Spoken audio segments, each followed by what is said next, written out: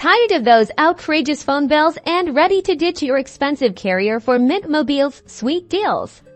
We're simplifying the switch so you can save money immediately. First, ensure your phone plays nice with Mint. Head to Mint Mobile's website and run their compatibility check by entering your phone's IMEI number.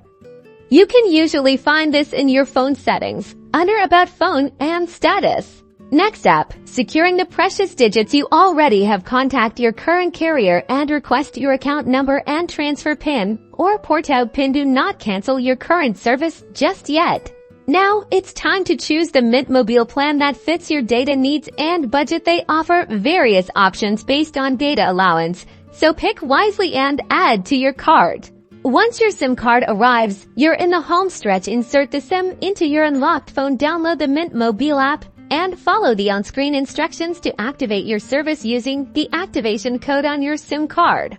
Part of the activation process is to authorize the phone number to be transferred to Mint. Note that your current SIM will lose service. Then your Mint Mobile service will become active once the transfer is complete. This usually takes a few minutes to a few hours. And that's it. You've successfully switched to Mint Mobile. Now you can enjoy all the savings and extra data without breaking the bank.